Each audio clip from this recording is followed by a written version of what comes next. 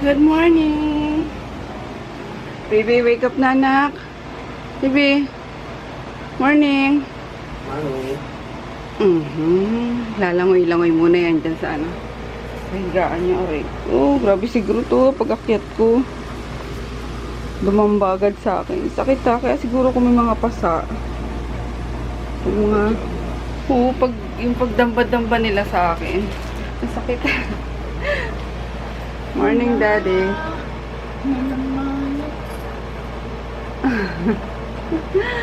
Ayun, 5 o'clock na. Late pa rin.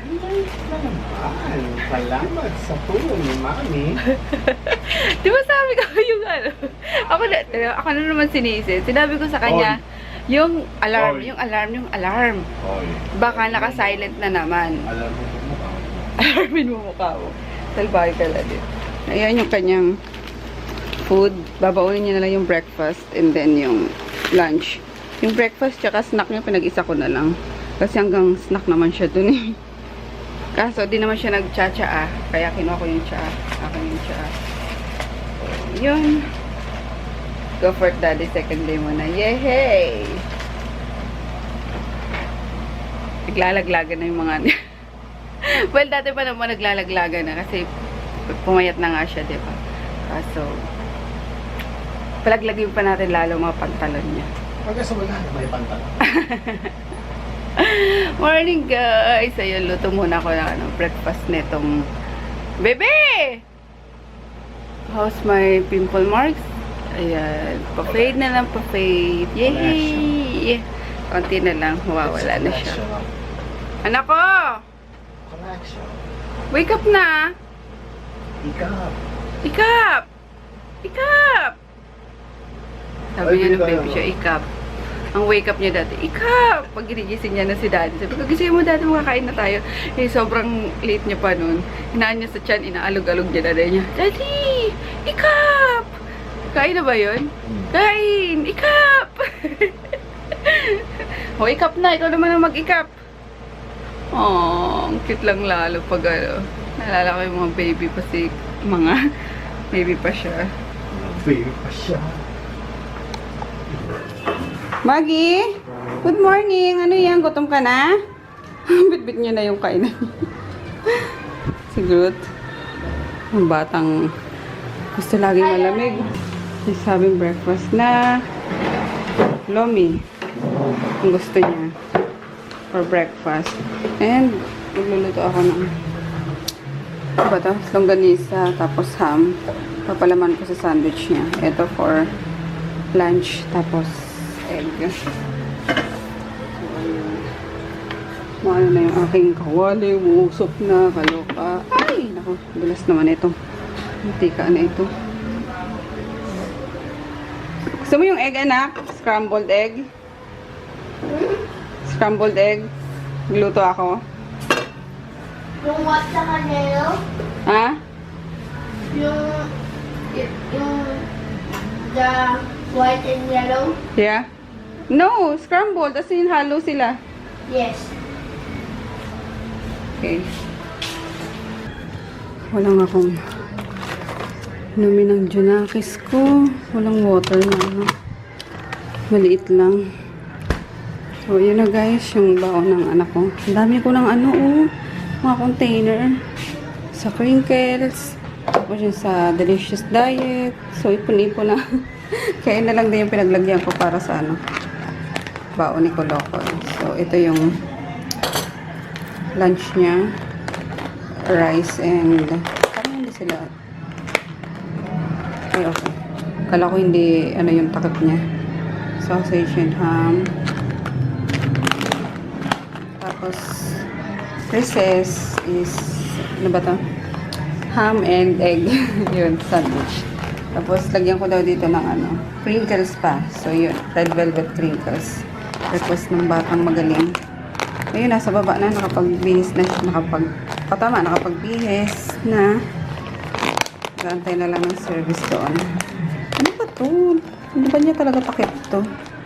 Matapon na naman eh.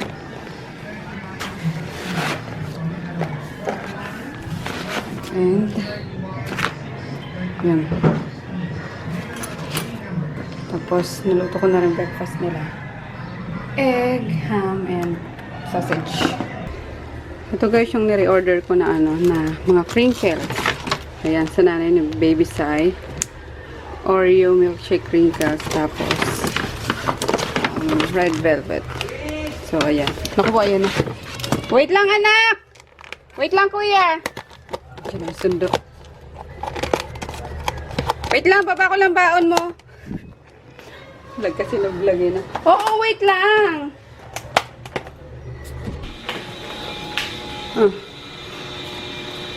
Ang bili mo ng water. Dami mo water, ah. Bye-bye. Mabait bango. Bye. Ayaw mo na.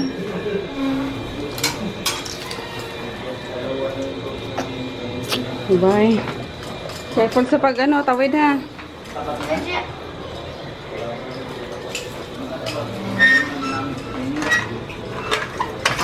Ooh, stretch, stretch. Morning.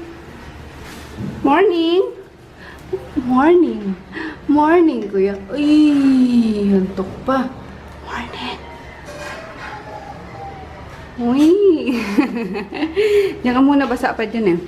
Hindi ka maplang kasi na morning, morning, morning.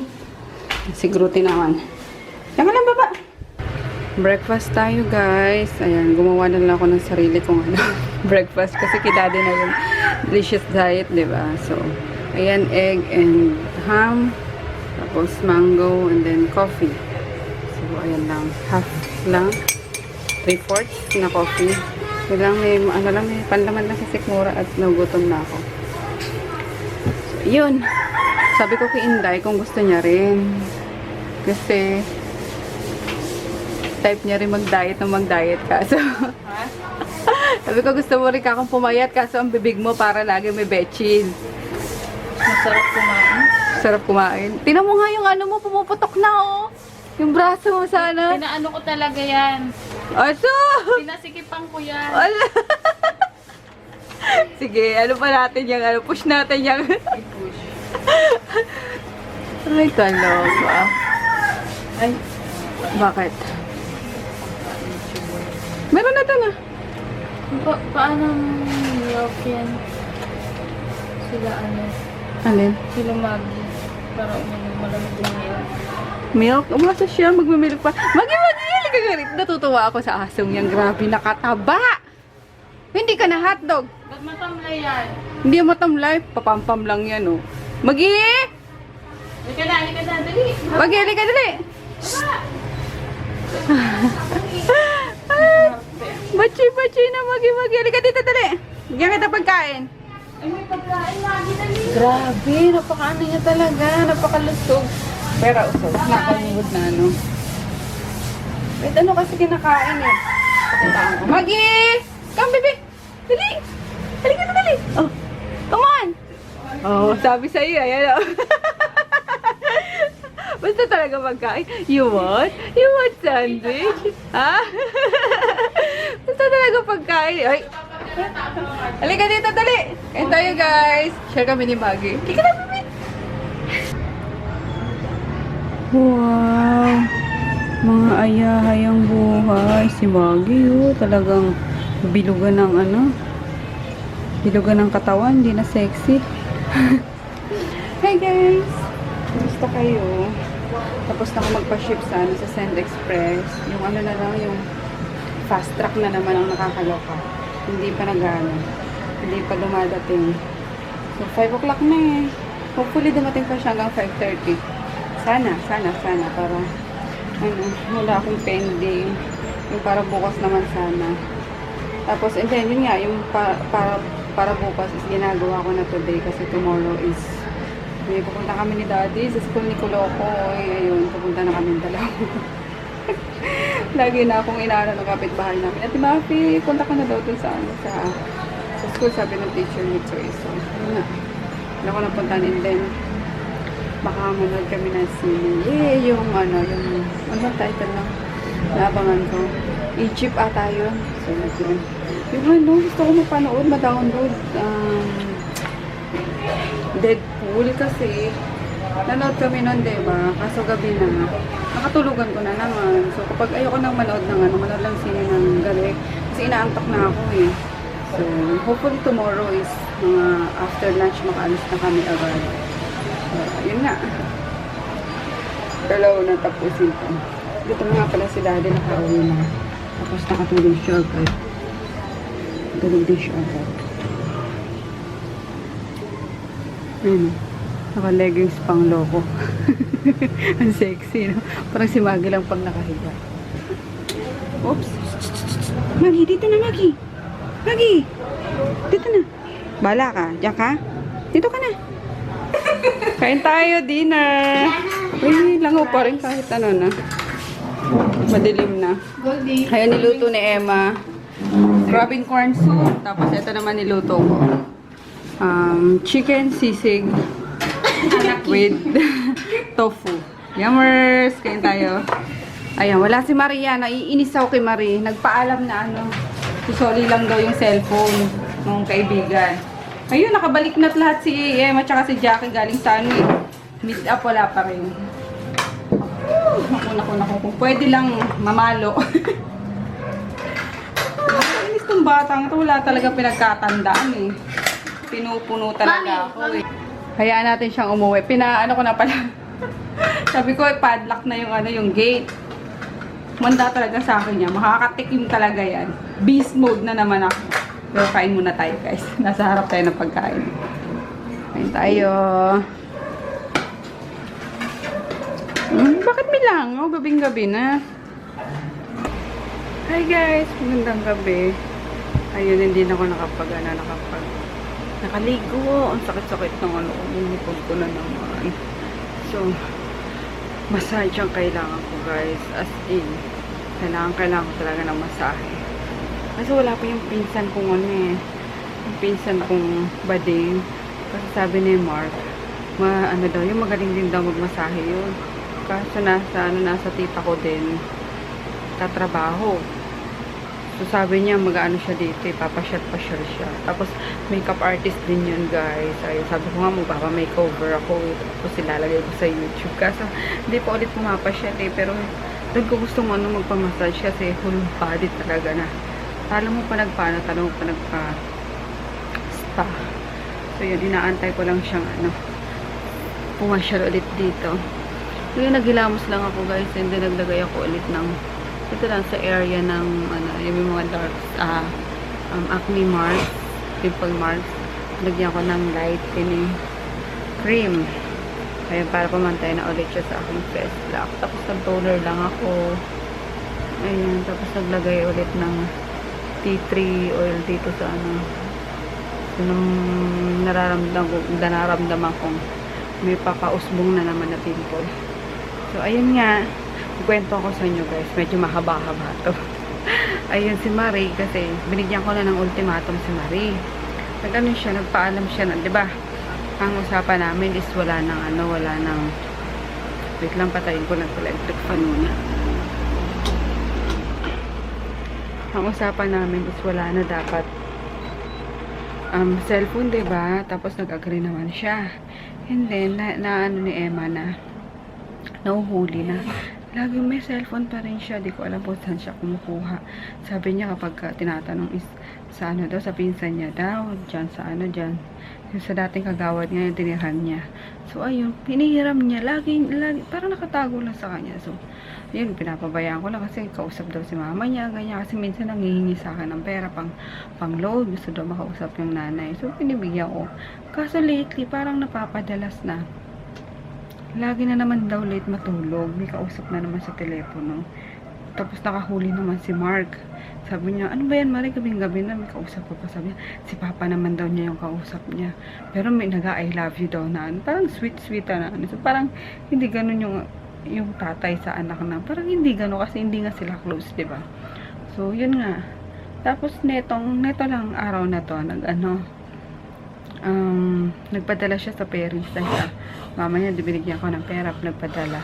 Tapos may cellphone nga, naiayaan ko kasi kailangan yun para makuha yung control number, ganyan, whatsoever. Sabi ko, nakapagpadala ka na sa mama mo kung kanino may cellphone na yan, isoli mo na. Tapos yun, nagpaalam siya ng ano. Sige tayo, susoli ko na to. Ganon. Eh, Diyos ko, nagpaalam siguro na 6 o'clock. Kunwari, 6 o'clock nagpaalam na. Susoli, nandyan lang sa ano. Malapit lang talaga yung bahay ng kapitan. Hala, nakauwi na't lahat si ano, si Emma tsaka si Jackie. Galing Metro Point din. Inutusan ko sa meet up nga. Wala pa rin yung Marie. Eh, syempre, nag-aalala na naman ako kasi mamaya nag-ano naman sa dating jowa niya, kausap na naman o kung saan naman pumunta. So worried na ako, talagang nanginginig na ako sa galit kanina kasi sabi ko, hindi talaga marunong to si Maring ano, pakiusapan or hindi marunong sumunod, ganon. Tapos yun, hanggang sa kumakain na kami, wala pa rin siya. Tapos bago matapos yung dinner namin, ayan, nag-ano siya. Pero pinalak ko na yung ano, yung gate. Sabi ko, ilak niyo yung gate. Umayos sa akin yung Marie na yun kasi talaga nanggigigil ako sa galit eh.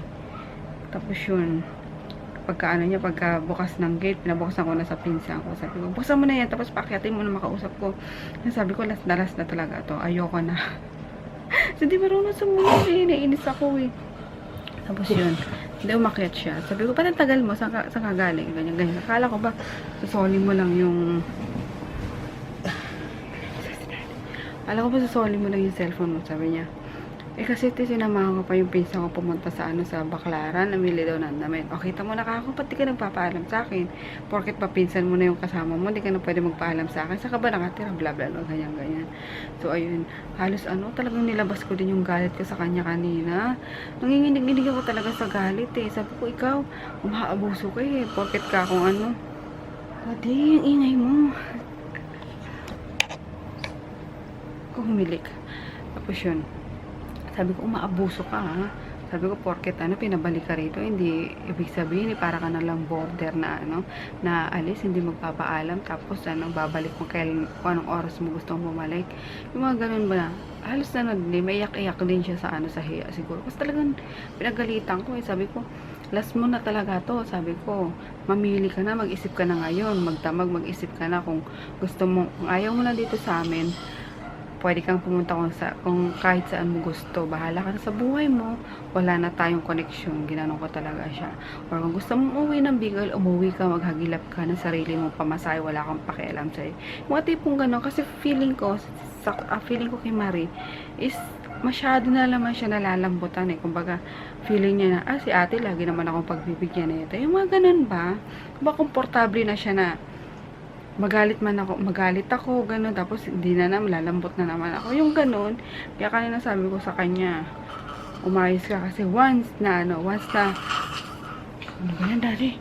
Once na lumabas ka sa bahay na to, dala-dala mo gamit mo, hindi ka na makakabalik. Sabi ko, wala na akong pakialam sa'yo.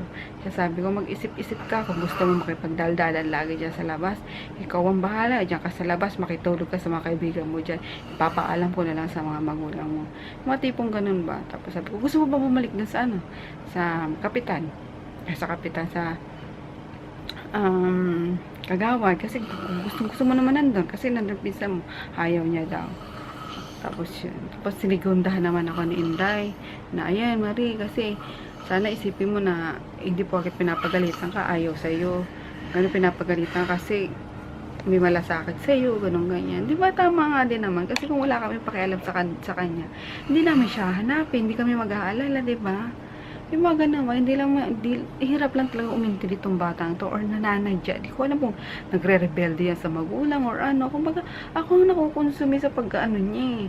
Sabi ko naman, gusto mo mag-asawa ka na, bahala ka na sa buhay mo, mga ganun. Tapos wala naman, mangyak-ngyak lang siya kanina. Sabi ko, ultimatum mo na to, last na to, magdamag, mag-isip ka. Sabi ko, kapag ka lumabas ka ng bahay, naabutan ka ng ano, ng gabi dyan, ang hindi ko nalalaman. Sabi ko, pasensyahan tayo. Tsaka matutulog sa labas at hindi ka na makakatungtong dito sa loob. So, ginanong ko siya. Tapos may yak-iyak siya. Ewan ko lang kung maano pa siya. Sana ma-absorb naman ng ano, ng utak niya. Nainis ako eh. Alam ko, nakakaintindi siya kasi nag-boyfriend nga, diba? Parang dinadaan-daan niya lang ako sa mga ano niya eh. Mga pa, walang malay, ay nako. May nagsabi nga sa inyo parang nasa loob ang kulo ni Marie. Yun din ang feeling ko, guys. Naiinis na ako sa kanya. Kumbaga, unti-unting nawawala yung amor ko sa kanya. Yung mga panloloko niya. Kasi sabi ko, oh, may cellphone ka na naman daw. Kanina nang galing. Wala ate. Yung parang makikita mo naman kung nagsisinungaling o hindi, di ba? Kung gumagawa lang ng mga istorya o hindi. Yung tipong gano'n, nararamdaman ko na yan eh. Kaya sabi ko, umayos-ayos ka kasi wag mong sagarin yung yung pasensya ko sa'yo. Wag mong ubusin yung kabaitan ko sa'yo. Kasi wala ka nang maano ulit. Wala ka nang mapipiga sa aking bait. Sabi kong gano'n. So, di ko lang alam kung ano. For sure, pagagalitan din yan ni Emma tsaka ni Jackie. Mainam pa nga to si Jackie. Yung dati yung kinaiinisan, guys. Yung karamihan sa inyo na naiinis dati kay Jackie, na may pagkabose, ganun. Okay pa si Jackie ngayon kasi marunong eh. Kunwari, lalabas sila ni Emma na pupunta lang dyan sa to shopping. Kahit na nandito ko sa kwarto, kakatok yan. Magpapaalam yan, te. Alis muna kami, te. Or, te, pwede bang punta lang kami sa ganyan. Kapag bagong sila, bagong sahod, ganyan. O sige, diba, nakakatawa naman sa pakiramdam yung gano'n na parang may respeto. Ngayon na lang eh. Parang may respeto sa iyo yung yung kasama mo. Kasi sabi ko kay Marie, hindi ka naman tinuturing na iba dito. Pamilyang turing sa inyo lahat. Walang favoritism lahat. Kung ano kinakain ng isa, kinakain ng lahat. Mga ganun ba? So, ayun guys, yung scenario kanina after dinner namin. Kaya inabot na ako ng ayan, 10:30 na. Kasi mega pinagalitan ko talaga si Maria. Anyway guys, ayun. Sensya na ha, naglabas lang din ako ng sa inyo. So, sa tingin nyo? Tama naman yung ginawa ko, diba? Tama naman lahat ng sinabi ko. So, ayun. Sana mag-isip siya na kung gusto niya dito sa amin is talagang susunod siya sa sa mga patakaran na gusto. Kasi hindi naman para sa akin yun eh. Para sa kanya yun eh. Diyos ko. Ito ng mga nasa tamang edad na eh.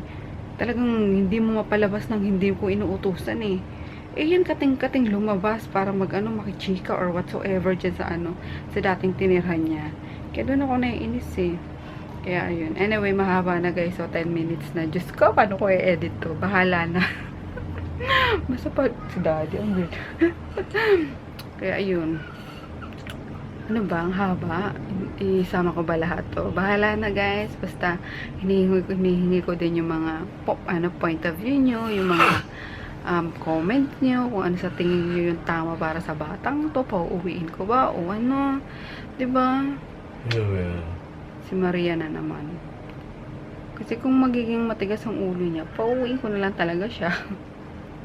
Bahala na sa kanya, nanay niyo, bahala na sila. So, ayun, pahaba na ng pahaba. Good night, guys. See you tomorrow. Si daddy, nagdiretso na yung tulog niyo.